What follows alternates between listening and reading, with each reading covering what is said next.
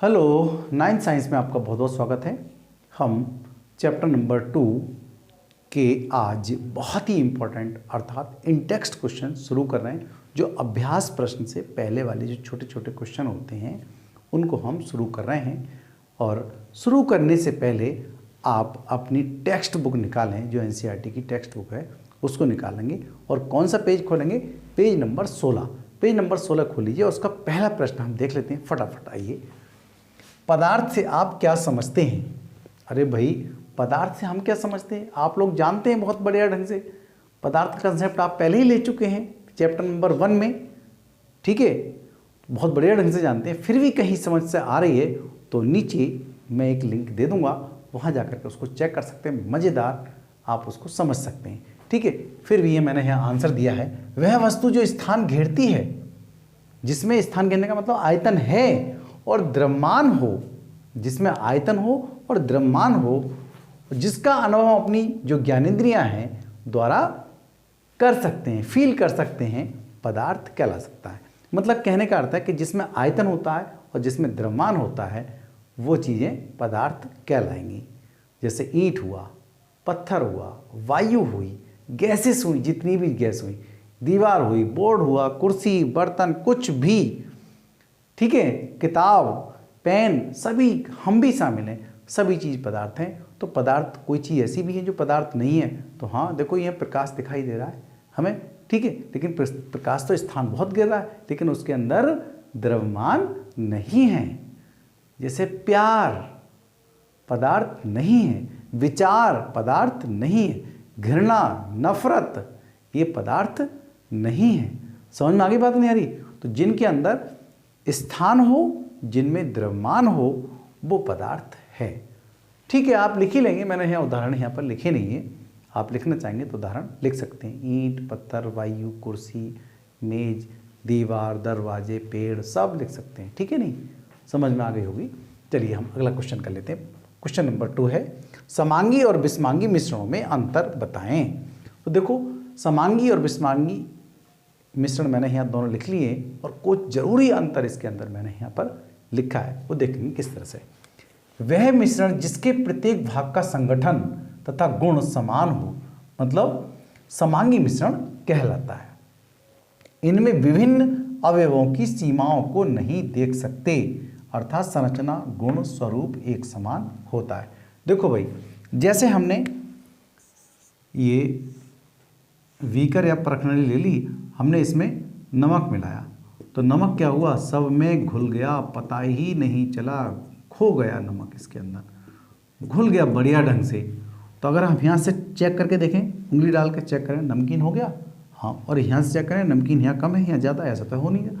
सभी का नमकीन, प्रत्येक भाग का संगठन, प्रत्येक भाग का संगठन तथा गुण एक समान होते हैं, समांगी मिश्रण कहलाते हैं। ओके, इनका स्वरूप अर्थात संरचना, उनकी संरचना देखें, ऐसा नहीं है अलग अलग है, अलग अलग नहीं दिखाई दे रहा कि नमक यहाँ ज़्यादा यहाँ कम है, ऐसा नहीं है। सभी जगह कैसा होगा, वो समान रूप से वो फैला होगा। गुण स्वरूप एक जैसा समान होता है। जैसे जल और नमक का मिश्रण, समझ में आ गया होगा आपके। जैसे जल और चीनी का मिश्रण, जल में बहुत ही आराम से खो जाती है चीनी, जल में बहुत ही आराम से नमक खो जाता है। और बताएं, जैसे गोल्ड होता है, ज्वेलरी जो बनाते हैं भाई प्योर गोल्ड की नहीं बनती है, उसके अंदर कहीं ना कहीं मिलावट किसकी होती है, तांबे की होती है। तो तांबा लगा लो भाई, ये भी लिख लो, तांबा, तांबा और क्या, सोना का ये भी मिश्रण कैसा होता है, समांगी होता है। पीतल के अंदर भी कई सारी चीज़ मिली होती है। तो जो मिलकर के दो या दो से अधिक पदार्थ जब मिलकर के एक जैसे गुण रखते हो, समान गुण रखते हैं, उनका संगठन एक जैसा हो जाता हो, देखने में बिल्कुल एक जैसे लगते हो, वो क्या लगाया, समांगी मिश्रण कहलाता है। देखें, अब आते हैं विषमांगी मिश्रण। वह मिश्रण जिसके प्रत्येक भाग का संगठन तथा गुण समान ना हो, समान हो मतलब समान हो और समान ना हो, अलग अलग हो, विषमांगी मिश्रण कहलाता है।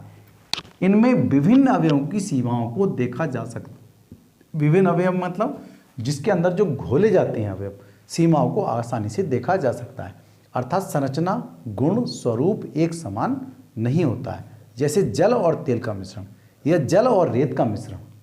भाई जल को अलग देख सकते थे, हमने आपको पहले भी दिखाया था, चित्र इसका करके दिखाया था कि जल में तेल मिला दिया था हमने, ठीक है, और उसका मिश्रण जल को अलग देखा जा सकता था और रेत पानी को, वो तेल को अलग देखा जा सकता है। जैसे जल में हम रेत मिलाएं और थोड़ी देर के बाद क्या करेंगे, रेत रेत नीचे बैठ जाएगा और पानी पानी ऊपर रह जाता है, ठीक है। उसी तरह से देखें हम, जैसे लोहा बुरादा लिया था हमने और रेती ले लिया, चलो रेती मान लें, रेत का मिश्रण मिलाएंगे तो मिलेगा तो है नहीं, क्यों भाई, मिल जाएगा क्या है, वो क्या हुआ, जैसे अलग अलग दिखाई देंगे, रेत अलग और क्या लोहा अलग, अलग अलग दिखाई देंगे, ऐसा तो है नहीं एक जैसे दिखाई दें, ठीक है।